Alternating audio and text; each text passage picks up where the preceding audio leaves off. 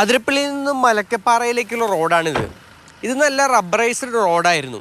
പക്ഷേ കുറച്ച് നാളുകൾക്ക് മുൻപ് ഈ റോഡ് ആകെ പൊളിച്ചു. എന്നിട്ട് ഇത് പുനർനിർമ്മിക്കാനായുള്ള ഒരു പദ്ധതി തയ്യാറാക്കി.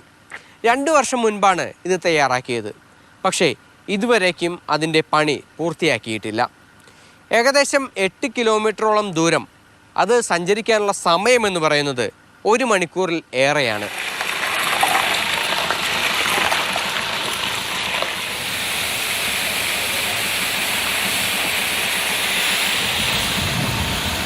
എങ്ങനെയുണ്ട് ഈ റോഡിലോട്ടുള്ള ഈ യാത്ര? ഭയങ്കര ശോകമാണ്. നമ്മൾ നല്ലൊരു റോഡായിരുന്നു, അത് പൊളിച്ച് വീണ്ടും നിർമ്മിച്ചതാണ്. നമുക്ക് അവിടെ നിന്ന് വരുമ്പോൾ കുഴപ്പമില്ല, പക്ഷെ ഇങ്ങടെ അവസാനം ആകുമ്പോഴത്തേനും വണ്ടിയുടെ ഓടി വരുമ്പോഴത്തേനും വണ്ടി പരിപ്പളകും. നമ്മളിപ്പോൾ അധികം നാളേക്ക് വന്നിട്ടില്ല, എപ്പോഴും എന്തായാലും പ്രശ്നമാണ്.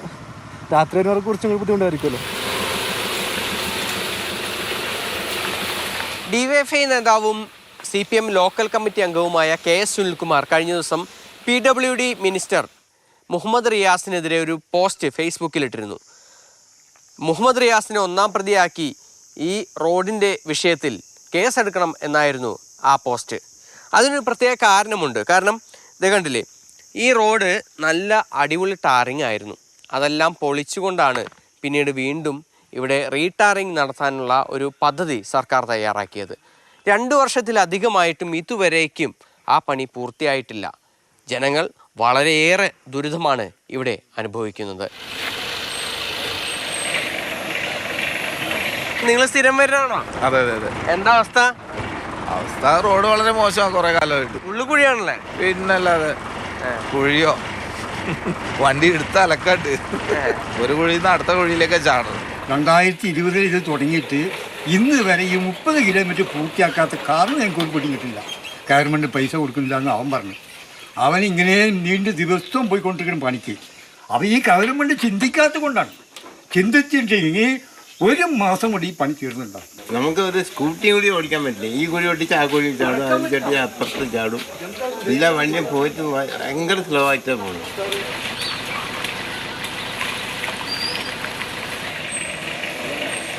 യാത്രക്കാർക്ക് വളരെ ബുദ്ധിമുട്ടാണ്. മെയിൻ്റനൻസ് വണ്ടി ഓടിയെത്താനും വളരെ ബുദ്ധിമുട്ടാണ്. ഇപ്പോൾ തോണ്ടി പിടിച്ചിട്ട് എവിടെ താന്നു പോകണമെന്ന് അറിയില്ല. ധൈര്യപ്പെട്ട് ഇറക്കാനും, കാരണം അടിച്ചും കുഴിയായിട്ട് കുഴിയിൽ താന്നും പോകും. താന്ന് കയറിയിട്ട് നോക്കി സ്ഥിരം കൊണ്ട് പോകാത്തവർ വന്നു കഴിഞ്ഞാൽ വേണ്ടി താഴും പോകുന്നത്.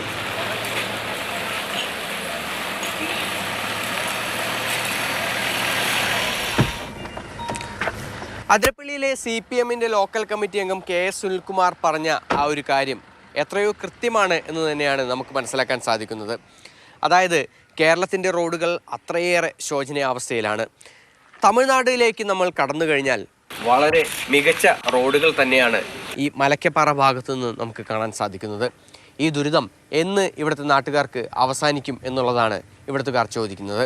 ഏകദേശം 3 വർഷത്തിലധികമായി ഇവിടുത്തുകാർ ഈ ദുരിതം അനുഭവിക്കുന്നു. സുജി പട്ടാമിക്കൊപ്പം MS ലിഷോയ്, മാതൃഭൂമി ന്യൂസ്, തൃശ്ശൂർ.